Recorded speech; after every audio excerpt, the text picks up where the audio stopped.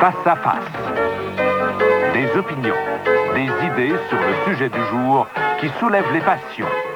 Jean Cournoyer et Jean Lapierre mènent le débat. Jeudi, la fin de semaine s'en vient. Salut Jean. Bonjour mesdames et messieurs, bonjour monsieur Lapierre. Hé, t'es donc bien beau aujourd'hui. Pas mon papa, mon patron. Ah, tu te rajeunis, tu... Rajeunis, moi? T'es... J'ai rien fait. Non, toi t'es fardé, mais pas moi. Non? T'es fardé parce que tu viens des fêtes, tes patrons. Mais moi, je les ai pas faites, puis je suis pas fardé. Ah, j'ai trouvé... Tu trouves que je suis fardé? Oui, je trouve que t'as des... En tout cas, t'as bon teint. Ah, ça, bon teint. Bon pied, bon oeil, bon teint. J'ai vu mon auto hier. Ah oui? Pas ma neuve. Toi, t'es Elle a l'air de neuve. Ah oui? Elle a l'air d'une vraie neuve. C'est vrai, tu fais prendre ta photo avec ton auto? Ouais, ma photo avec mon auto. As-tu un chien aussi? Non. Parce que tu pourrais faire ça? Non. J'ai pas de chien, j'ai pas de chat non plus. Non. Quoique mon fils a 2 chiens. Parce que là, Il peut m'en prêter un. Là, est-ce que c'est ton poster d'élection? Non! Non. Comme dirait Jean Chrétien. Non. Est-ce que c'est ton poster pour aller avec ton slogan? Non, c'est pas rendu là, mon affaire. Ça s'en vient, par exemple, mais je suis pas rendu là. Honnêtement, c'est une photographie que la presse veut faire. Puis je pense qu'ils veulent... Toi, t'es un peu gênant avec ton allemande, mais moi, c'est une japonaise. Ah ben écoute, ça a l'air qu'un jour, ils vont vouloir voir mon allemande et je vais être obligé de la montrer au monde. C'est ça. Un jour. Un jour. Mais là, ils vont pas faire les mauvais jeux de mots que les gens font à ton endroit. Non. Je te demande pourquoi tu sors avec une allemande. Oui. Ben oui. Ah non, il y a beaucoup de monde qui... Il n'y a pas de Québécois, là. Ben oui. C'est vrai qu'avec ton histoire d'allemande, des fois, tu crées de la confusion. Les gens pensent que c'est ma blonde qui est une allemande. Ta blonde n'est pas une allemande. C'est une Québécoise du lac Saint-Jean, pas de ça. C'était fini. Québécoise. Non. Non, Jonquière. C'est là que tu as connu M. Bouchard? Non, ça n'a aucun rapport. Écoute, on a après compter toute l'histoire. Écoute, hier soir, je suis sorti. Encore? Et... Hier midi, t'es parti de bonne heure. Je suis parti. Qu'est-ce que j'avais hier midi? Je sais pas, t'es habillé comme la chienne à Ah non, c'est ça, on a été chez nous travailler. Mais hier soir, je suis allé souper avec des amis des îles de la Madeleine qui sont en visite à Montréal parce qu'il y a un gros congrès. Congrès de quoi? 4000 personnes à Montréal. Des Madelinots, quoi? Ben non, là, t'aurais vidé les îles au complet. Non. C'est un congrès du mouvement des Vertins. Ah! Le congrès des congrès. Oui, c'est dont tu m'as parlé la semaine passée. Et là, écoute, c'est bon pour l'économie de Montréal. Je pense au Palais des congrès. 4000 personnes qui viennent... Mais pourquoi ils n'ont pas fait ça aux îles?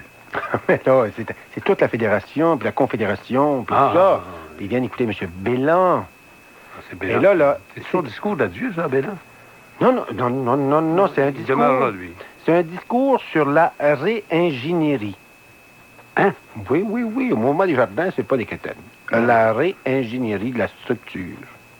Non, et donc, là, ils vont... Ah, la structure. Oui. En fait, ils veulent essayer de s'organiser pour être plus compétitifs avec les banques. Et là, tout ce que j'espère, moi, c'est que le fantôme d'Alphonse Desjardins va hanter le Palais des Congrès. Parce que là, j'aurais peur, moi. J'ai commencé à avoir peur. Que les caisses populaires deviennent des banques. Et là, moi, je trouve que ça pèterait tout de sa fraîcheur et de son créneau. J'ai entendu dire que, par exemple, il y a des caisses populaires qui disent un prêt de 1000 piastres, là, tu sais, quelqu'un qui est mal pris, qui a besoin de 1000 piastres. Dit, bandrez-nous pas, c'est trop petit pour nous autres. Ça coûte trop cher. Écoute, t'as une minute, là, une caisse populaire, c'était la philosophie de base d'Alphonse Desjardins.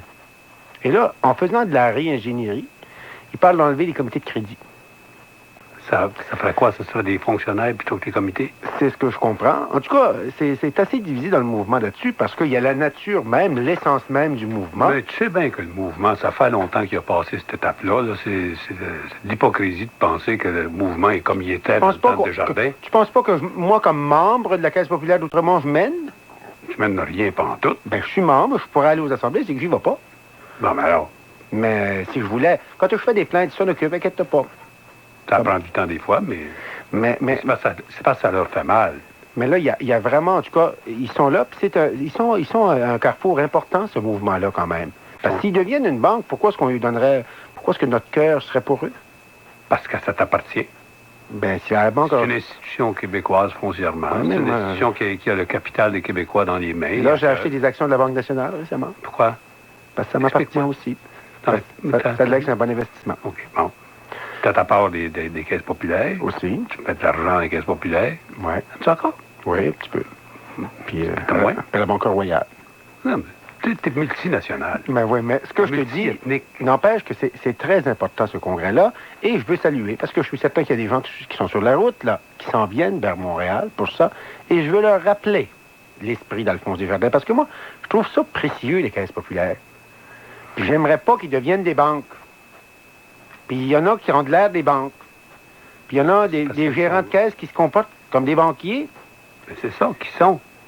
Mais il faut pas qu'ils soient ça, parce que sans ça, ils n'ont pas besoin de ça. Comment t'as pas besoin de ça? C'est du capital là, dans chacune des petites paroisses de la province de Québec. T'as la Caisse populaire qui administre un capital pour les gens qui sont là. C'est de l'argent d'eux autres qui mettent là. C'est ça, mais il faut que ça soit administré pour eux autres et selon leurs priorités, non pas selon les priorités de la Confédération. Le problème avec ça, c'est tout le temps quand tu appartiens à une confédération, c'est qu'il y a 2 ordres de priorité. Le premier, si ça dépend de toi seulement, tu n'as pas de problème. Mais si ça dépend de la Confédération, comme c'est le cas dans bien des événements, ça dépend de la Confédération, parce que la Confédération garantit tes prêts d'en bas.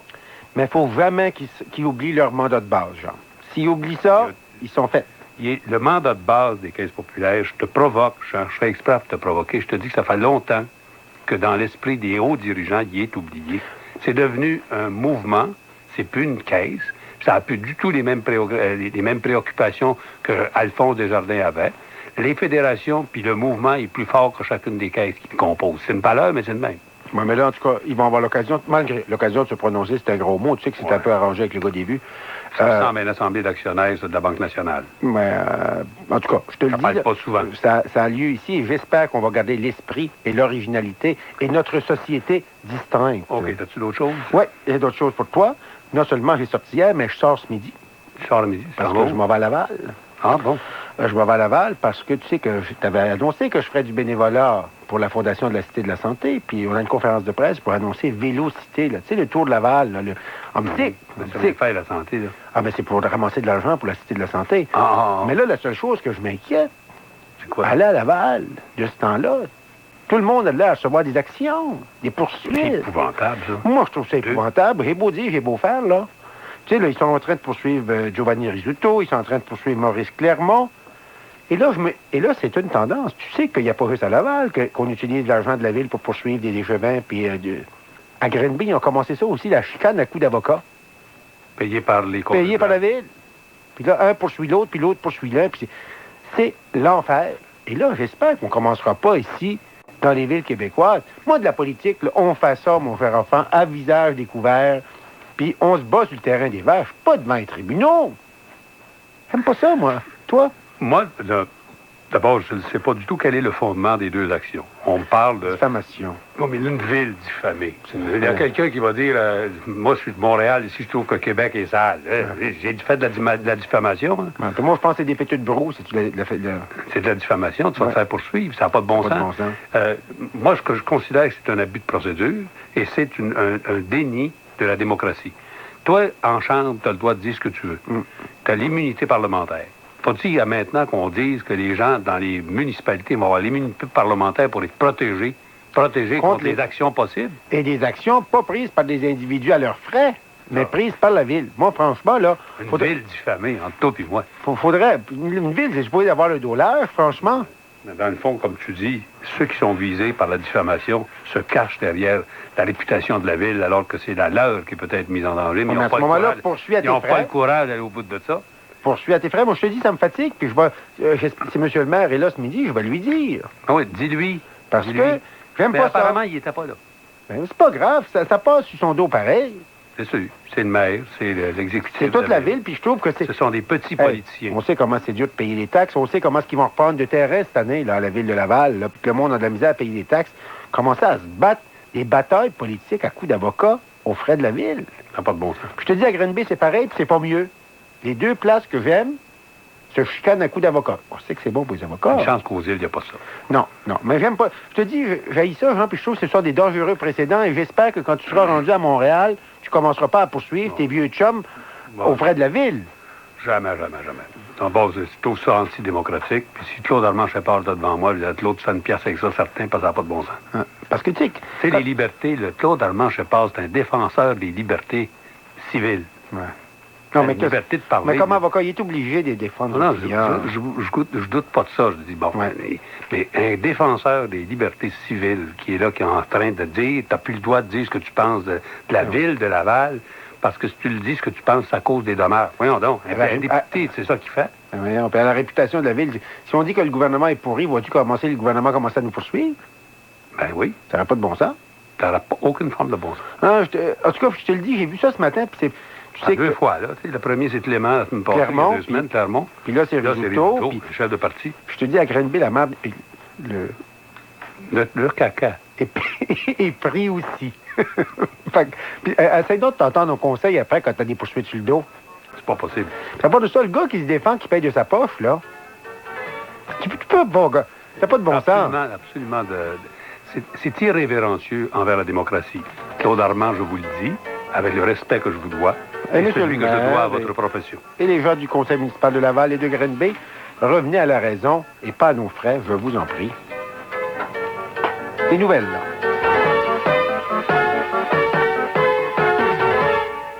Les nouvelles présentées par DPM. En matière de finances personnelles, pour une analyse de fonds, fiez-vous au groupe de planification financière DPM 630-7500. 9h45, ici Pierre Champoux et les informations. Le ministre des Ressources naturelles, Guy Chevrette, ne voit pas dans les hausses de tarifs d'Hydro-Québec de taxes déguisées. Le gouvernement Bouchard a annoncé hier des augmentations de 2,5% des tarifs d'électricité pour le résidentiel dès le 1er mai. Mais selon M. Chevrette, il s'agit de hausse des frais de service et non d'une nouvelle taxe. Taxe déguisée, c'est quand on avait augmenté l'abonnement à Hydro-Québec sans tenir compte de la consommation. Vous auriez raison, mais des tarifs, quand Bell augmente ses tarifs puis qui obtient la permission du CRTC, est-ce que vous dites que c'est une taxe ou c'est une augmentation de tarifs? Revenons maintenant sur les crédits budgétaires qui ont été déposés hier à Québec. La santé et l'éducation sont les deux principaux secteurs qui écopent au lendemain de ces crédits. La santé, qui est déjà sérieusement frappée par les compressions depuis quelques mois, devra couper 669 millions. Dans l'éducation, ce sont des coupures de 590 millions. En tout, les dépenses du gouvernement seront amputées d'1,1 milliard en 1996-97. Les syndicats sont généralement déçus de ces crédits. Ils ont l'impression d'être les seuls à faire leur part pour la réduction du déficit. Ils soutiennent que toute la population en souffrira. La présidente du syndicat des fonctionnaires de la province de Québec, Danielle Maud-Gosselin. On ne peut pas faire des coupures de cette ampleur-là sans ralentir les délais, sans abandonner certaines missions. Ça va avoir des effets aussi sérieux en termes d'économie, parce que nécessairement, c'est de l'argent qui n'est pas injecté dans l'économie. Ici, on pense tout particulièrement à la région de Québec, qui, si ça se produit comme à l'habitude, va assumer tout près de 50% de ces coupures-là. En Estrie, des personnes qui se disent victimes des caisses populaires des Jardins lancent une mise en garde contre la Fédération des caisses de l'Estrie qu'elles accusent de conflit d'intérêts. Ces personnes doutent de l'impartialité et de l'honnêteté de certains dirigeants de caisses. Le rêve coopératif est dépassé et la vigilance est de mise, selon le regroupement des victimes des caisses populaires. 5 porte-paroles de ce regroupement, des personnes ayant elles-mêmes des démêlés avec le mouvement, ont fait part de leurs inquiétudes concernant l'administration de plusieurs caisses en Estrie. La présence de plusieurs notaires et avocats au sein du conseil d'administration des caisses soulève des questions, selon un ex-administrateur, Maurice Lavallée. Les employés d'une caisse, le directeur en premier, il doit comprendre dorénavant, ça veut dire tous les jours, il ne travaille pas pour son intérêt, il travaille pour le sien, mais pour ses membres. Le regroupement soulève l'inexistence ou la faiblesse des ristournes faites aux membres à la fin d'une année financière, particulièrement dans un contexte où toutes les institutions déclarent des revenus gigantesques. Le regroupement soutient enquêter sur une 60aine de dossiers de fraude et de conflits d'intérêts en Estrie au Québec concernant des administrateurs de caisses populaires. Le mouvement des caisses populaires doit réagir dans les prochaines heures. David Champagne, Radio-Média, à Sherbrooke. Enfin, celui qu'on surnomme le renifleur de pieds, Paul Desilets, va comparaître en justice aujourd'hui à Saint-Jérôme pour être accusé, encore une fois, d'avoir reniflé les pieds d'une demoiselle sans qu'elle n'y consente. L'homme de 36 ans a été appréhendé à son retour des États-Unis. C'est une vendeuse dans une boutique de chaussures qu'il a dénoncé à la police. Paul Desilets a déjà été condamné pour des délits semblables à Trois-Rivières. Il est 9h48. Ici Radio-Média, le plus important réseau privé d'information au Québec. Voici les prévisions de Météo Média. Ce sera ensoleillé toute la journée avec des vents légers. Les températures qui vont rester légèrement sous les normales de saison avec un maximum près de 0 degré. Le ciel restera dégagé ce soir, un peu plus de nuages pour la nuit prochaine, minimum de -7. Et demain, un ciel variable est prévu avec une alternance de soleil et nuages. Les vents resteront légers avec un maximum de 1 degré. Et ce sera beau aussi samedi. On prévoit du temps généralement ensoleillé avec un maximum de +1. Ici Marie-Paul Cupans. Vous écoutez Radio Média. Le vendredi 5 avril, c'est le retour du baseball et de vos expos. Ouverture à domicile à 13h35 contre les Rockies du Colorado. Cérémonie d'avant-match dès 13h, présentée par Ford. Le samedi 6 avril dès 11h30, c'est l'ouverture pour les jeunes, avec une grande foire sur le terrain et du plaisir pour toute la famille. Tous les jeunes recevront une série de 6 jetons capuchon de lait de la collection Expo. Billets en vente chez Admission. Soyez-y. Les hommes de Philippe et Alou sont prêts à l'action, prêts à donner leur 100%. Cette année, soyons 100% Expo. Jean Cournoyer et Jean Lapierre à l'affût de la vérité.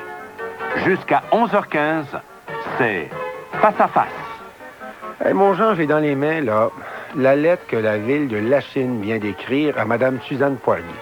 Suzanne Poirier, c'est celle qui a été condamnée pour ne pas avoir remis des livres à la bibliothèque, là? Oui, ben, ça avait commencé là, pour un petit montant de 100 quelques piastres, là. 100 piastres. Puis là, elle va nous avoir coûté les yeux de la tête. Puis le pire, c'est qu'elle a perdu partout, à chaque niveau de cours. Et là, elle veut se rendre jusqu'en Cour suprême du Canada. Puis, mon Dieu. Et là, ben oui, la Cour suprême, c'est ça. Honoraire judiciaire, total, c'est ça. Tout est là. Fait que là, qu'elle paye. Puis là, elle dit, d'après ce que j'ai compris, c'est ce qu'elle fait. Elle offre de payer 100 piastres, de 100 piastres original. Ça, chez le diable. Elle a écœuré tout le monde avec ça. Ça a coûté les yeux de la tête à la ville de la Chine. Ça a coûté les yeux de la tête au gouvernement, au système juridique. Juste parce qu'elle est mal commode. Moi, au début, je comprenais que l'affaire emprisonnée, le règlement était un peu stupide, mais elle avait fait son point il y a 1 an, il y a 2 ans. Son point était fait. Le ridicule du règlement, c'était correct, mais là c'est trop. Là. Ça, c'est de l'entêtement à nos frais. Ouais. Parce qu'elle, c'est l'aide juridique qui paye son avocat, si je me souviens. Non, apparemment, non. Comment ça? Ça a l'air que l'avocat faisait ça gratuitement pour la publicité, c'est important. Ben là, il s'est pas fait une bonne publicité s'il continue à niaiser avec ça. Ben là, c'est lui qui devrait payer tout ça. C'est lui qui l'a entraîné dans ça. C'est lui qui est l'avocat, qui devrait tout payer ça. Il devrait se dépêcher de payer tout ce qu'elle doit. En tout cas, la ville de la Chine, là, ils peuvent... Parce que cette pauvre femme-là, il a été encouragé par l'avocat pour faire ça. Là. Tu penses? Oui, non. En tout cas, là, c'est rendu à quoi? 2102 et 1, je pense? Non, à leur droit, 1825 et 65. Qu'elle paye. Si tu veux, là... Elle doit ça. Ça va faire. Ben, d'ailleurs... Mais moi, je dis que si elle a des problèmes à payer, qu'elle demande à son avocat. Parce que son avocat, il a donné des bons conseils. Il a dépensé l'argent du peuple jusqu'en Cour suprême. Il avait raison, il avait le droit. Maintenant qu'il a tout perdu, qu'il paye. Mais là, en tout cas, bon, autant au début qu'elle dénonce le ridicule du règlement, c'était une chose. Ah. Je trouvais ça intéressant. Moi, je trouvais ça épouvantable de dénoncer un règlement que tu n'observes pas de toute façon. Oui, ben, je trouvais que le règlement n'avait aucune commune mesure, là. C'est aucune commune mesure, c'est pas ça. Faut qu'on se souvienne pourquoi elle est en prison. C'est parce qu'elle a refusé de faire des travaux communautaires, puis elle a refusé de payer une amende. Mais Jean, autant le règlement... 50% des gens qui sont en prison, c'est des gens qui refusent de payer des amendes. Quand ils ne payent pas leurs amendes parce qu'ils sont stationnés illégalement ou qu'ils vont trop vite, ils vont en prison. Pourquoi est-ce que c'est que ça sera différent quand il s'agit de la culture? Écoute, parce qu'elle avait oublié un livre... Elle n'a pas oublié un livre, 3 livres. Elle s'en est foutue. Quand elle est venue pour rembourser, ils ont dit non, je ne paye pas d'amende, je les ai oubliés. Ah oui, mais qu'est-ce que tu fais? Non, mais là, autant... C'est ça, une bibliothèque dont les livres ne reviennent pas, toi? Moi, à mon point de vue, le règlement était exagéré, mais elle exagère autant. Et là, exagération... Son exagération est disproportionnée. T'as rien qu'à remettre tes maudits livres.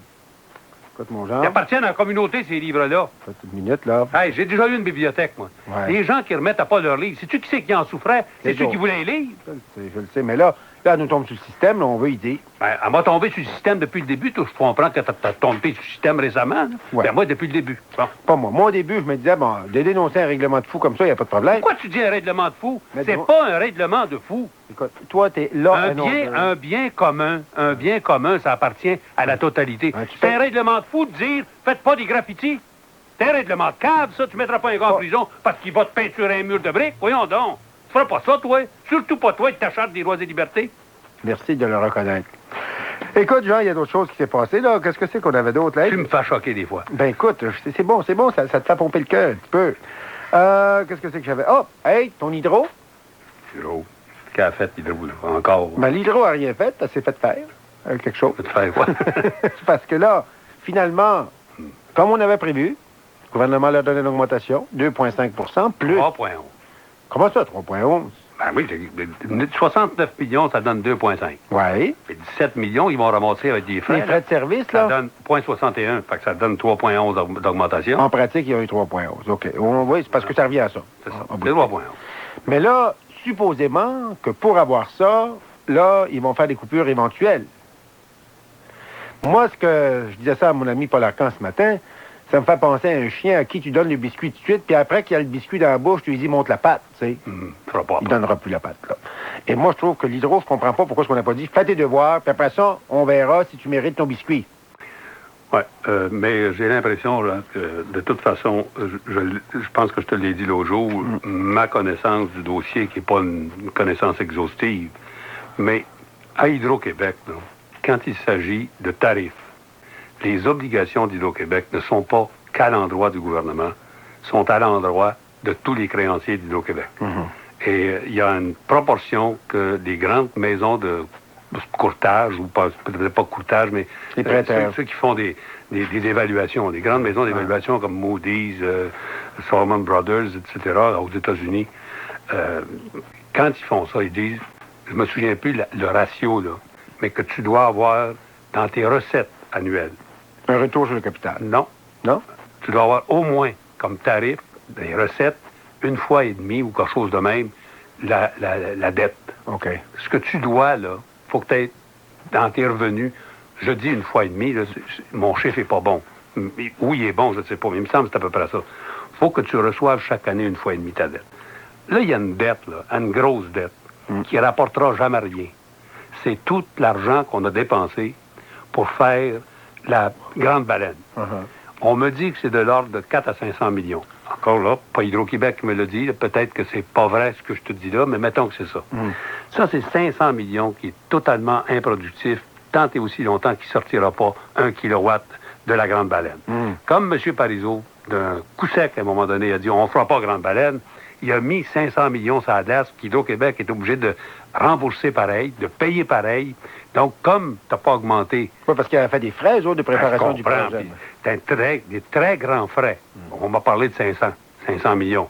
500 millions sur un projet de l'ordre de quelques 20 milliards, c'est pas gros. Mais c'est quand même... Il n'est pas productif. C'est ça. Bon, mettons que tu as ça dans tes dettes, puis que tu n'as pas de recette pour ça. Ça ne marche plus. Alors, il faut donc, puis je vais vérifier pour toi, que les mathématiques des prêteurs, ils ne trompent pas. Si tu ne le fais pas tout de suite, tu vas le faire plus tard. Ils t'exigent un ratio. Ils te l'exigent. Ouais. Quand ils disent, là, ça, là, ils font l'évaluation pour les besoins de la Commission des valeurs mobilières américaine. C'est quand tu veux rentrer sur le marché des obligations américaines. Puis Hydro-Québec emprunte largement sur le marché américain. Mais par contre, pour l'hydro, là, de montrer aux ministres qui ont coupé de 188 millions, c'est une pinotte. Ça peut être dans le service du financement. Ça peut... ils peuvent avoir de la comptabilité imaginative. Oh, ben là, tu les accuses de ce que je dois... Mais non, mais dans le sens que montrer des chiffres pour le ministre pour 188 millions... Mais ils ne peuvent pas montrer des chiffres aux ministres qui sont différents de ceux qui montrent aux agents de New York. C'est transparent, Hydro-Québec, dans ce sens-là. Disons qu'ils sont à surveiller. Comme disent les Anglais, ils sont sur le watch. On va aller à la pause. On va parler des crédits. Ah, ben c'est ça, tu fais du jour, d'ailleurs.